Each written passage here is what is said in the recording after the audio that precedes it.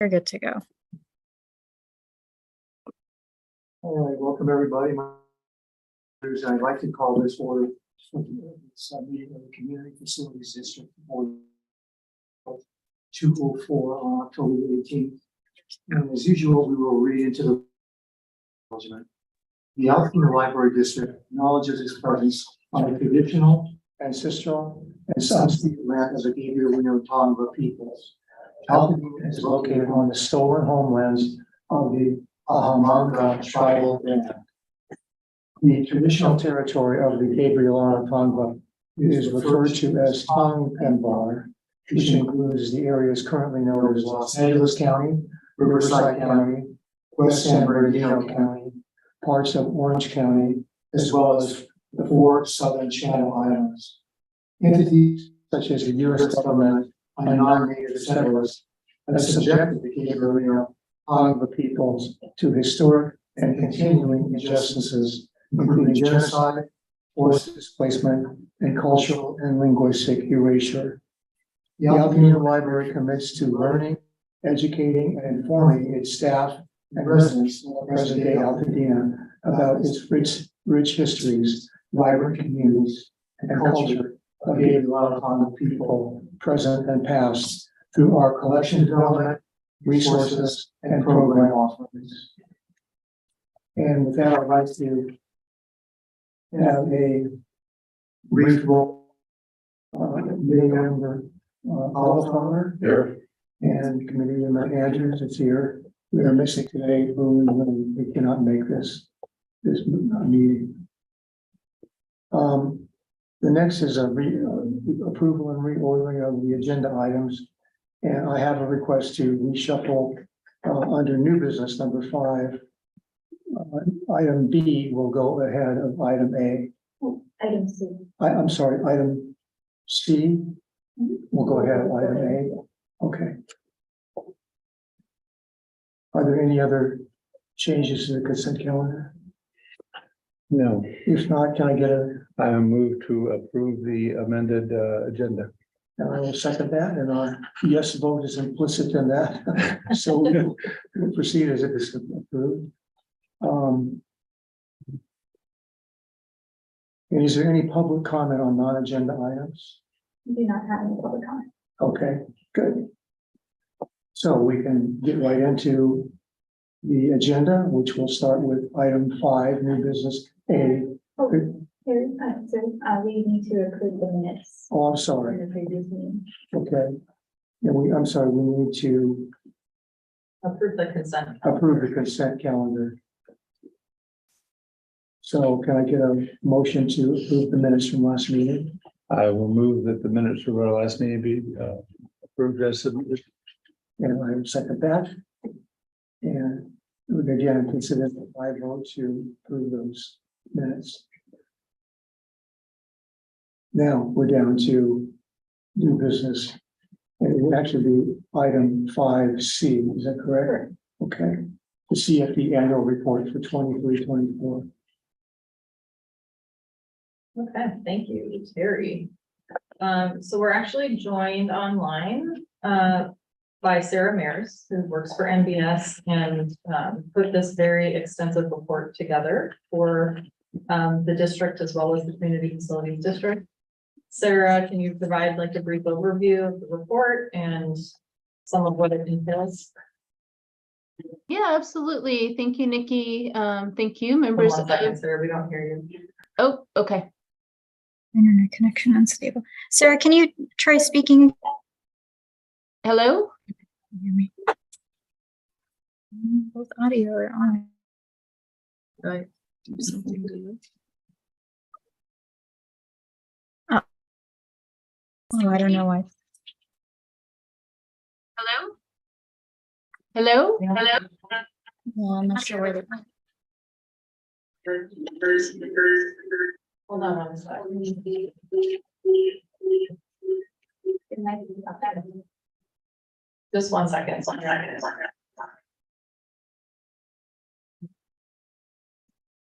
One sec.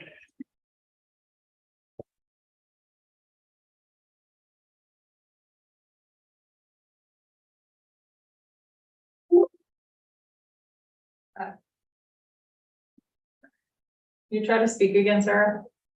Hello? I don't know why we can't hear you. I'm only on my laptop. So maybe if I get in. Yeah, let's try that. Or turn your phone. Can you say something? Hello? Go ahead and speak again. Hello? Yeah. There's. Oops.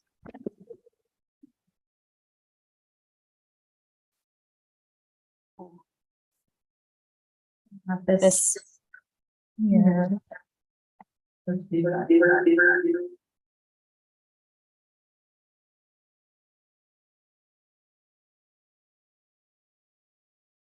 let's try that.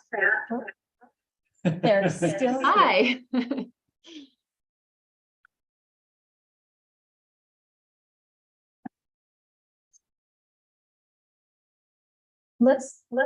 We just want to speak in stars.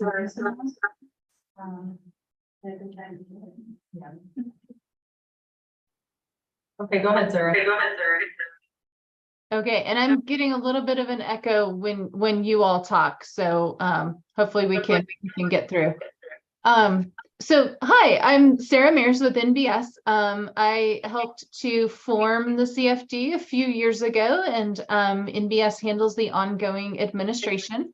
And so we actually have levied this district for the first time just recently. So it took a little while after the district was formed. Of course, we had to issue the debt, and then there was an obligation to start charging the property owners for. And this annual report is some of the detail around the annual levy calculation. So looking at the report, we have a district summary section, and that really recaps the district formation, when it was formed, when the debt was issued, that sort of thing. And it also talks about what the improvements are that are the authorized facilities, as well as the authorized services. At this point, we're only levying for the facilities component of the special tax because your parcel tax is still in place. The intention is that this services component of this CFD will start being levied once your parcel tax expires. So we're not quite there yet. And just checking in to make sure you can hear me okay. No. Yes, we think You so. can. Okay. Okay, good. I thought I wasn't sure if I was talking into where no one was hearing me. So we for this year levied 13,425 parcels. The total levy amount was $1,299,000 and some change.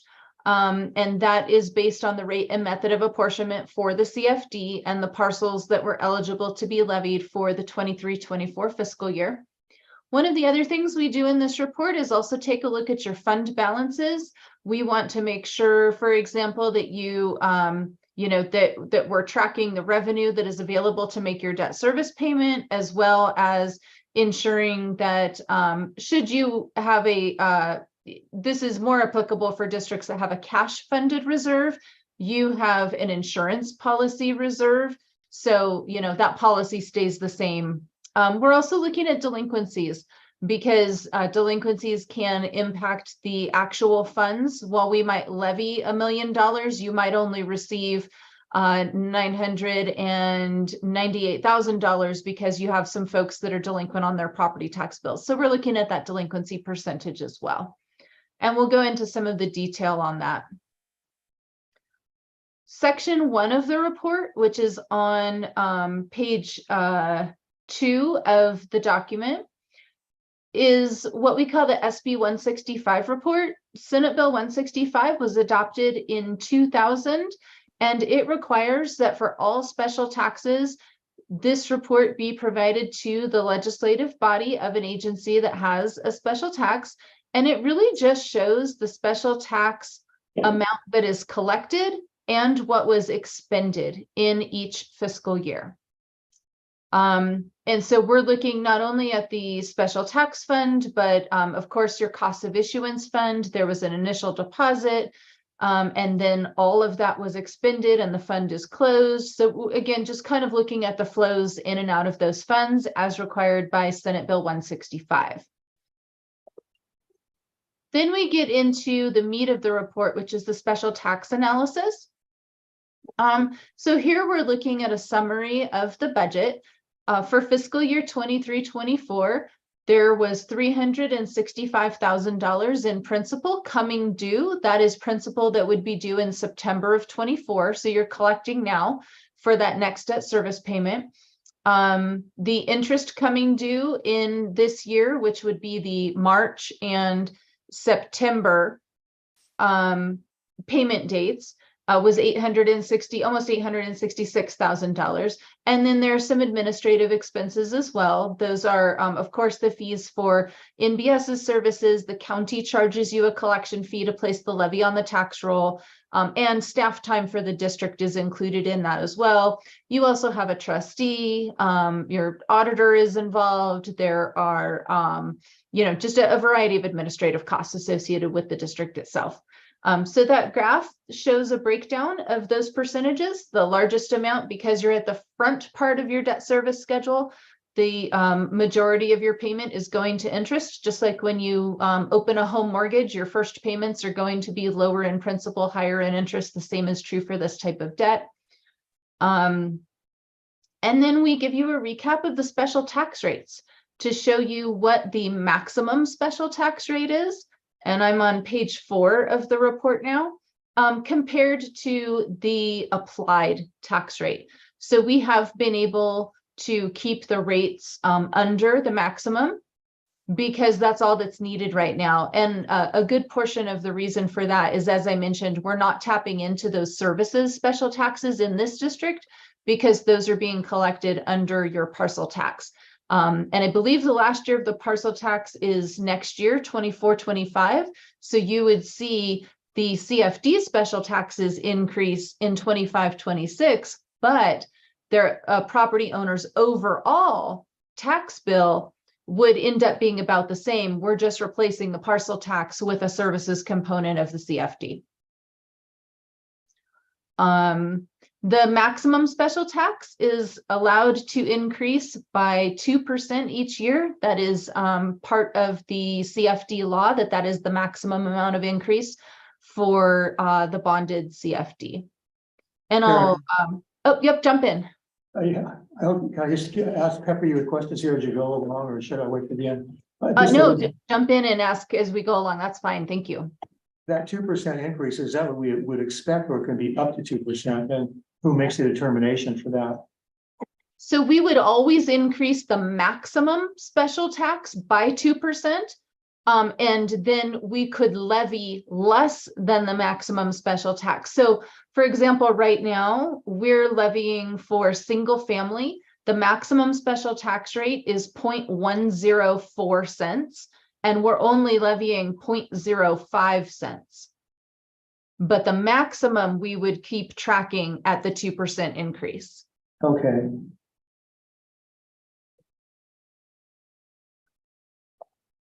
So it's still a question, but that means that we won't be collecting 2% on that? Right. So the amount of so we track the maximum special tax because that is the amount we're allowed to levy up to.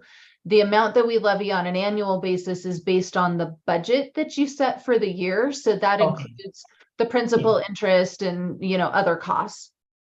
Got it. Thank you. Yeah.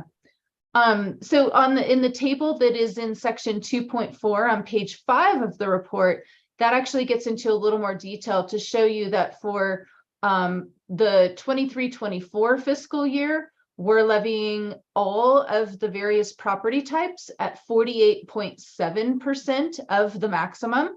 And last year it was at about 48.4% of the maximum. So we're only levying a little less than half of what the maximum special tax is at this point, again, primarily related to having the services covered through your parcel tax. When we, the next section we get into is around the financial status of the district. So we're looking at your fund balances, the project fund, the capital interest fund, the special tax fund, and the reserve fund, and identifying the funds available. So looking at the special tax fund balance in June of 2023, and then looking at additional funds that were received after that date from the county. All of the distribution of funds that are placed on the tax roll from the county may not have been included in that June of 23 balance. And then there were some funds from the general fund to come in to allow for that debt service payment to be made in September and cover all of the estimated administrative expenses. The reserve fund, again, that is covered by an insurance policy. So that policy just sits out there. That's not a cash funded balance sitting in an account. It's just that policy. So we're just ensuring that the policy is sufficient to cover the reserve requirement that is required by bondholders. And then one other metric that we look at is looking at the value to lien ratio. This is something that's very important to bondholders. They generally require that property have at least a 3-to-1 value to lien ratio. You can see, and that's something that's typically applied. A lot of times CFDs are used in a developer situation where there is a new development being built. So your CFD obviously is in your community that is basically built out at this point, or mostly built out. And so you have a very strong value to lien of almost 402-to-1. And that just means that the value of property, if there should be a foreclosure situation because someone wasn't paying their property taxes, the value of the property is greater, significantly greater than the lien associated with these bonds. So that's really just the story that that's trying to tell. But then we include some additional information in terms of the background. Oh, sure, go ahead. So the assessed value basically of all of the homes, parcels in Altadena is $8 billion. Am I saying that right? Yes, $8,348,268,776. And that goes back to your description of Altadena as a well-established place where property values are locked in and so on. Right. Right. And that would include anything, of course, with Proposition 13, there could be folks that say purchased their home 40 years ago and their value has only increased by the 2% each year as allowed by as allowed for the value that your Prop 13 taxes are based on. But again, obviously sufficient, well above the 3-to-1 threshold that we're typically looking for in terms of security for debt issuance. Okay, thank you. Yeah. The next few sections are primarily background information. There's a copy of the boundary map of the CFD. The boundary of the CFD is coterminous with the Altadena Library District boundary. We have a copy of the rate and method of apportionment. And so this is the document that was established when the CFD was formed and provides all of the background information about how property is charged. So if you had a question, say about, what property is considered developed property, for example, or what property is considered single family residential versus the apartment or multifamily property. That kind of thing. You can look here to get all of that information. The definition of special tax requirement is used to determine the annual budget for the CFD each year. And then it includes the rates. The rates included here are from the initial fiscal year. which was fiscal year 21-22. And again, that increases by 2% each year, as we've discussed, on those maximum rates. It also provides for understanding what type of property might be exempt from the special tax. In general, that's going to be government-owned property, or publicly owned property, property owner association property. If you have any kind of HOA common area parcels in the community, undeveloped property is also exempt from the special tax. And this section also describes your income exemption. There is a process by which property owners may apply to be exempt from the CFD special tax, and it's an income-based exemption. There is a process laid out for appeals, understanding that all of the data we have may not be 100% accurate all the time. You know, whether that's transitional because a property has had an addition and added square footage, or there's just an error in the data somewhere that we receive from the county. There's an appeals process, so folks can come forward and say, you know, you charged me based on 20,000 square feet of building. I actually only have 2,000 square feet. Someone, you know, somewhere along the way, the data that you received had a typo in it and added that extra zero. I haven't seen that one before. Just I'm making up an example. And then it talks about the term of the special tax and manner of collection, which is generally on the property tax bill. And then moving through, oh, go ahead. I lost my place on what page you might be on your document.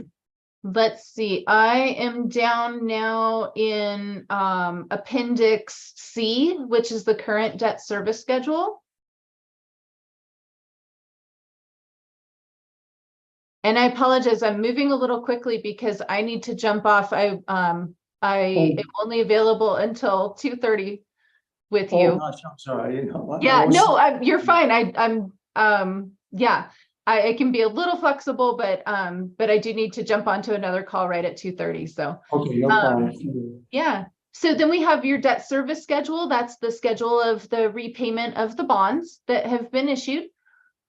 The delinquency summary report shows that you have just a few parcels really that have delinquent installments. We find that those typically clean up fairly quickly in terms of the payments. So we've only got 1 year of delinquency because we've only been levying this district for 2 years. We levied 22-23 and 23-24.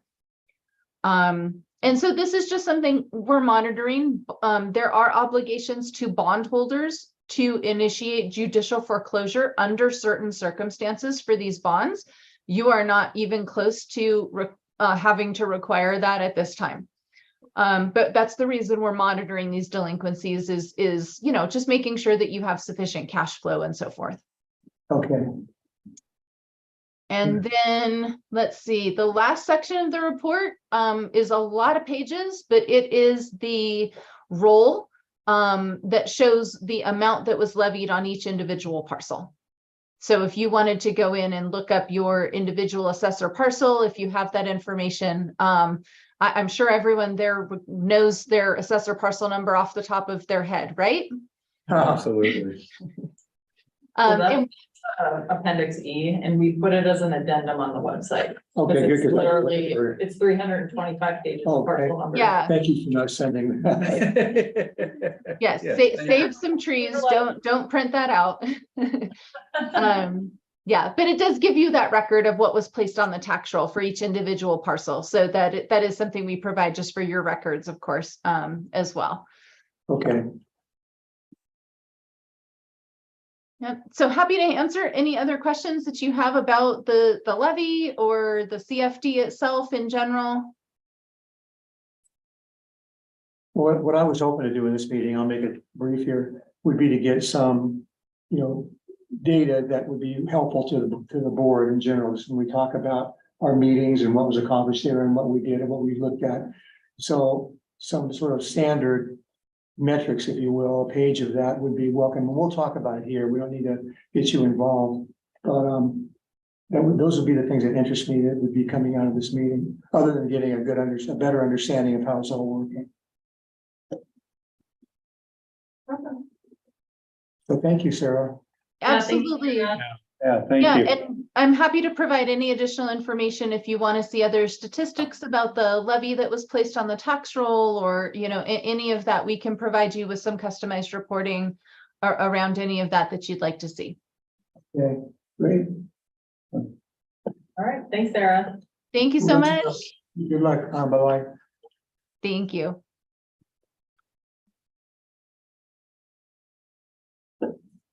So this will be coming out every year, this week. Mhm. And we'll of course, I mean, are we gonna present this to the rest of the board Yes. at our next meeting? Okay. Yeah. Yeah, there was a separate report that was published for the parcel tax as well, so the board will see both. Okay, Mhm. and will Sarah or somebody from her company be presenting Yeah, that? yeah, we'll make sure that someone from NBS is there. Okay, Yeah, they're both gonna be informational items for the board on next Monday. okay. And then what I said about, which is something I envisioned out of all this, would be a few metrics about how things are getting paid, and I'm not exactly sure which ones the most important ones would be, but you see what I'm saying? We talked about that a little bit, I think in your office one day.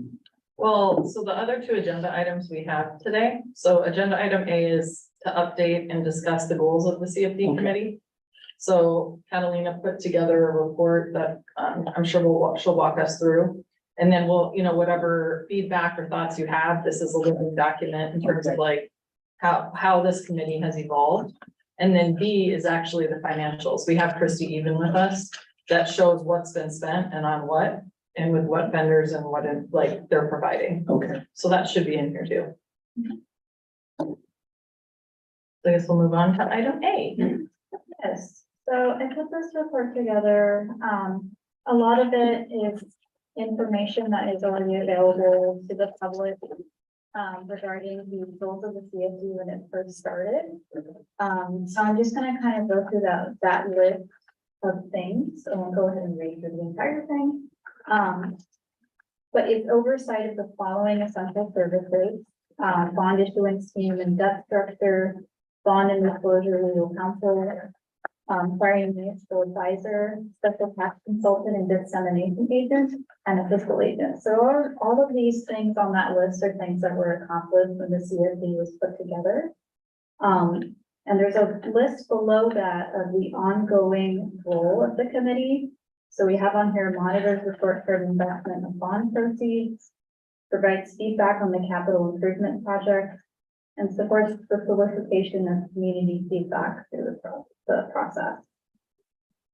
So I have also noted on here that when it first began, I believe the CFD was meeting monthly, sometimes more frequently than that, since there were a lot of goals that, again, require acquiring consultants and acquiring the bond issuance scheme. And again, like I said earlier, those goals were accomplished already. So it's really kind of just maintaining, monitoring use of investment of bond proceeds, screening associated decisions before they go to the full board. And we're now meeting quarterly as opposed to more frequently. So it's just kind of an outline of where we currently are. Just as a reminder to the public and the committee itself. And like Nikki was saying, we can build on this and establish something, maybe like adding more to the website, possibly, whatever the committee, however you feel that would look, we can put that together for you. Yeah, definitely open to feedback if you feel like this didn't capture what you were like wanting to see. no, it did, and I read that as well, having homogenized it all in my brain. But, you know, things like, what is our, I don't know if you can do this every week or not, you need Sarah's help. What is our delinquency rate? That was one that people seem to be interested in, even though it's not all that consequential. The little bulletins, if you will, about how the whole thing is working and what people have their eye on going forward.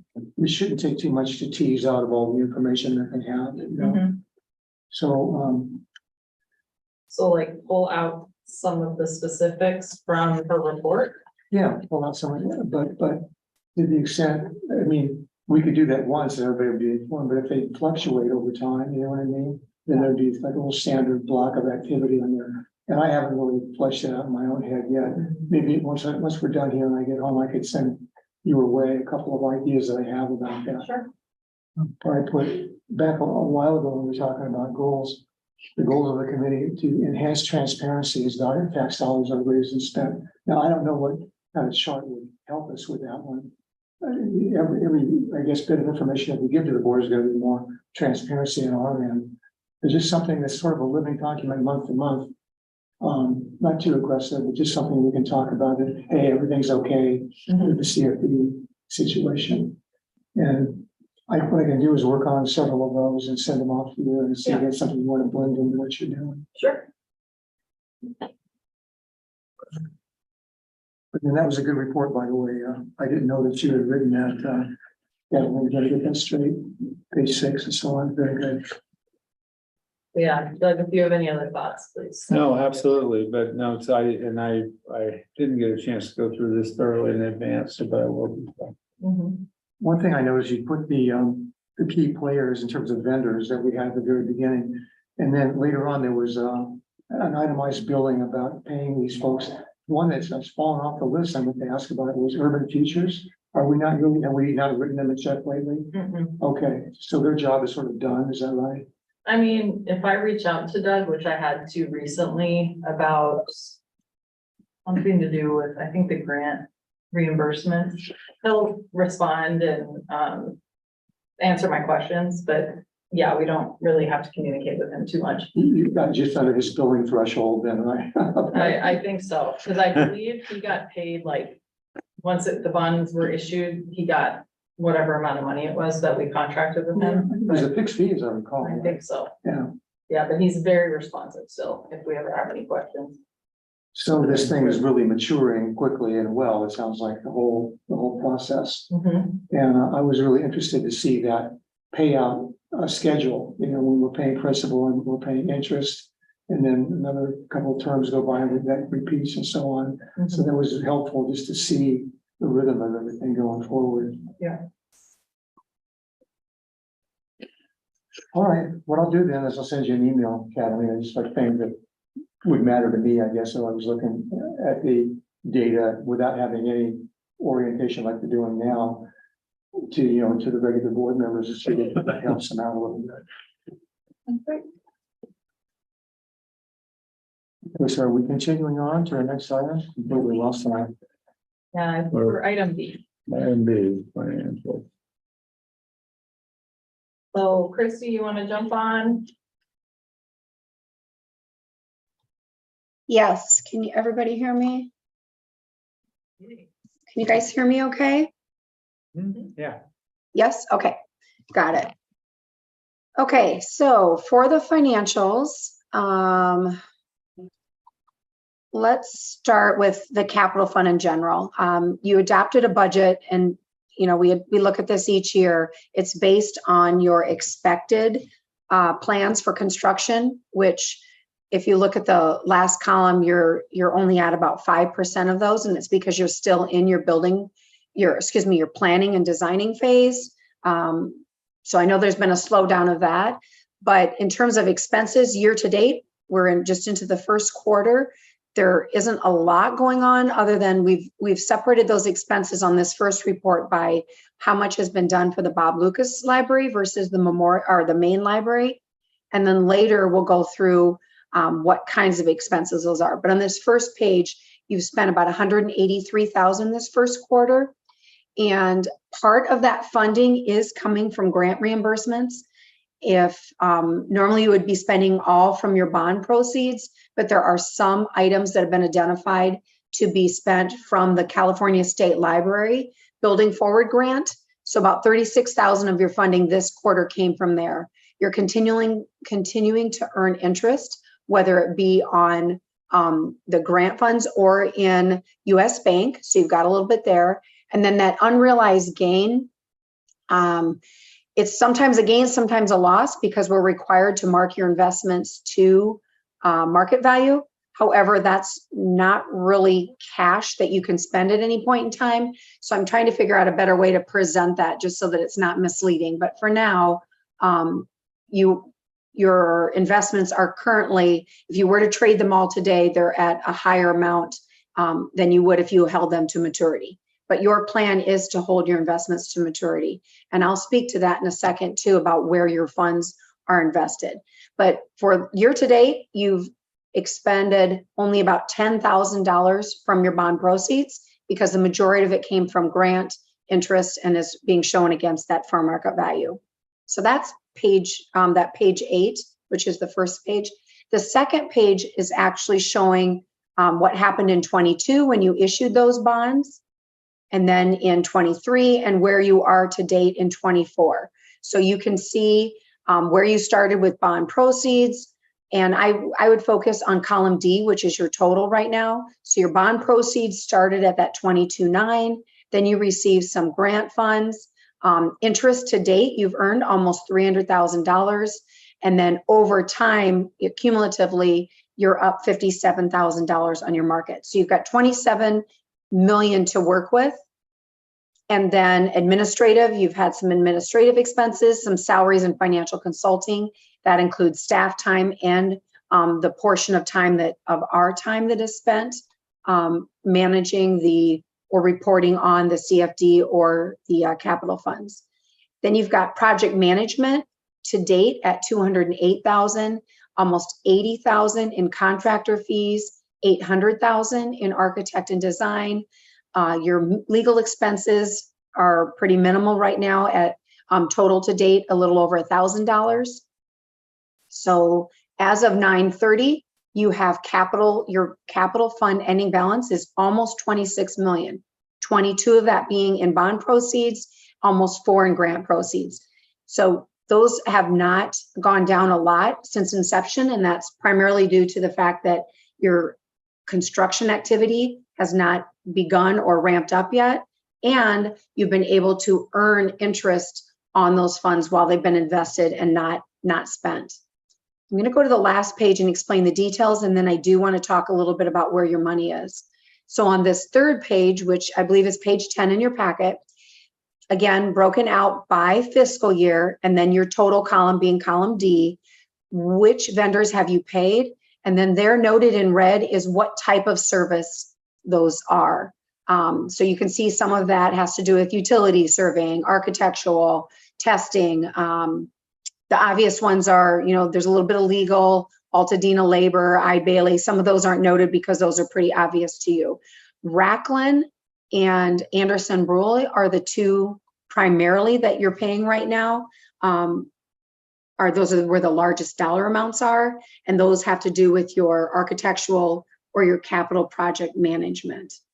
And then each of those ties back into the schedule I showed you before that says where they've been spent. So they're just broken out a little bit differently. This last schedule has to do with details. And before I talk about your investments a minute, I just wanted to see if you have any questions about what's been presented here, or if there's anything additional you'd like to see. Just a quick comment from me, and these are some pretty big bills that are going through now. So is there any change to the sort of controllership issues we have with money right now? Is there extra review that goes into any of these invoices and so on? How's that flow through the system? So when we get a bill from, let's say, Anderson Brule, almost all of the building project invoices come directly to me. So I review them. Like I might sometimes send Jennifer Pearson, our capital project manager, the architectural bill to see if she thinks it looks accurate as well. Once we have reviewed it, then I give it to Yvonne, who creates a requisition, sends that to US Bank, and US Bank cuts them a check directly out of bond proceeds. Okay, good. So you have 2 or 3 people in that chain then. Okay, good. Mm-hmm. We're reviewing them for reasonableness, but of course we don't know. Only Nikki and her team know if they're legitimate expenses. We just review them for reasonableness and accuracy in terms of figures. So we're the final look at those. And this is just a stupid question, I guess, Vicki, but is there a fallback to cover that? If you were sick or whatever and you couldn't get to them, does somebody step in comfortably into that job? Or do they even need to? I'm not sure. Most of the services that you see on this list with these vendors have been Racklin does an RFP or RFQ And then we'll get a couple different quotes. So typically they're like flat rates that we're paying these people to do the survey or this study or whatever it is. Okay, So I usually see the cost ahead of, and Jennifer also, I work closely with her to make sure that we're getting a good deal, we're using a good vendor. And then when the invoice comes in, we just like verify that it's correct. okay, good. Mhm. Forgive my, Oh, no, I understand. But yes, most things do funnel through me. okay, good. That's good. Well, now will that be the same once the construction ramps up? Same. When we bring a contractor on board, I'm sure like a big part of Jennifer's job is gonna be helping us Oversee review those that. bills and make sure everything is accurate, Yeah, yes. let's get a little more complicated. Yeah, but there's always at least one other set of eyes that looks at pretty much every bill. Like if we get some kind of invoice related to technology equipment, technology maintenance fees, David looks at it too, verifies that it's correct, then we pay the invoice. So there's at least one manager that takes a look, depending on whose area it falls under. Yeah, because it's a lot of money. We're settling. Oh, yeah. And, you know, the public, you never know who's gonna stand up and say, hey, you know, that kind of thing. Right. So, Thankfully, we gave Racklin sort of like the power to do the RFQ process so that not every vendor that we're paying has to come through the board, because it would just absolutely slow everything down. But she does go through a quoting process. okay, great. Thank you. The only other thing I was going to mention, and I'll just share a screen and then I'll conclude my report, is because can I share, Catalina? Let Will you allow me, me to share? okay, you can go ahead and share now. Okay, there we go. I just wanted to share this because this is the US Bank account statement that we receive and reconcile against what requisitions Yvonne and Nikki have put through the system. Can you all see this or no? No, not yet. Whoops, sorry, I was sharing. I thought I was sharing. Let's try it again. Can you see it now? It's a US Bank statement. Yes. Yeah. Okay. Well, just what I wanted to point out was that we reconcile this every month, just to make sure that the requisitions that have been submitted really have come through and for the right amounts. But this is your investment snapshot. Well, actually, this page is right here. Nope, one more. Cash and cash equivalents. They're keeping pretty liquid. About half of the portfolio, 11.5 of the portfolio is in their money market account. So it's not earning a ton of interest. And that was to meet the construction plan, where the other half is in mostly treasury notes that do not mature until multiple, almost every month there's one of the T notes is maturing. So you're about half liquid, half invested. A number of these do not mature until toward the end of the project. Whoops. So it looks like right now they're invested out through October of 24. So I did want you to know where your bond proceeds were invested. It's about half and half. And then the grant proceeds are invested completely separate. The board approved to invest those in the class investments, which are also short-term investments, but they're earning between 4 and 5% right now in percentage-wise in interest. So just, I don't know if there's any questions about that, but I wanted you to know where, just kind of the breakout of where things are being invested right now as assessments are received and as have the bond proceeds until you're actually spending them. Yeah, I've seen that same report before, and it's pretty comprehensive, and it's well laid out, so you don't have that many questions. So thanks for sharing. Great. Yeah. Any other questions? You're good? Okay. Thank you all. Have a great afternoon. Thank Okay, you. bye-bye. Thank you.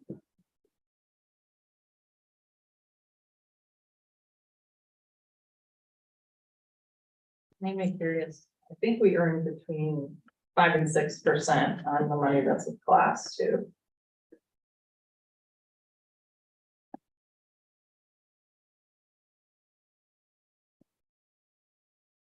Yeah, the average monthly yields for September was 5.47. On the money market? Just the accounts that we have with class, it's a different fund. Okay, So we put almost all the money we have with the county in that, and it sits in there. And then when we need it to pay bills, I transfer it into our bank account. I gotcha. Okay, It's some other governmental fund that was set up that ideally helped us find. And then we put the bond or the grant payment that we've got, the half of the grant from the state library, we created a separate account in class for, because it'll earn more interest than if it were to sit with US Bank or PacWest. gotcha. Yeah, so that's earned a good amount of interest as well, just sitting there. So, well, it's a good time for cash just to be sitting. It makes good money. So really, we've completed the agenda, right? Mhm. And I guess as I've been thinking about what we talked about before, these budgets and so on are gonna be presented to the board, right? As part of the big okay. And I'm thinking rather than try to come up with a bunch of stuff I think might be important, it'd be nice maybe just to toss that question out to them. Mhm. Say, what would you like to see in a condensed report every month? Something simple that could be pulled together easily. Because Yeah, I don't want to make it too onerous on you guys, and staff to go look for a bunch of numbers and publish and so on, and people Well, and I are. don't think the numbers will change that much is the only That's thing. the thing, I was You thinking. know, it's like, I think once we set the debt number, or the number that we need to collect of the CFD, that stays the same the whole fiscal. Yeah, So depending on delinquencies, number might shift a little bit. But we wouldn't even know that until after the property tax comes due in December, and we'll see who didn't pay, you know, and then again in the spring. right. So I don't think the numbers will change that much. okay, I think you're right, I'm thinking Uh-huh. about it, so I'm gonna hold off and maybe just ask folks during that conversation, which is next Monday, right? Yeah, and I do think like these financials, so what you're seeing, we're not gonna give the board that third page with what was spent per vendor. I mean, that is something if you'd want to include in a CFD committee report, we could throw in there, Okay, but it won't be part of the regular financials. So that might be something that after the CFD committee meets, we share that out with the board, Okay. but all of those other financial reports, they'll see each month as well. all right, that's a good idea. Mhm. So we can adjourn, are we? I think so. Okay, so can I get a motion to adjourn? I move that we adjourn. Seconded, and we are hereby adjourned at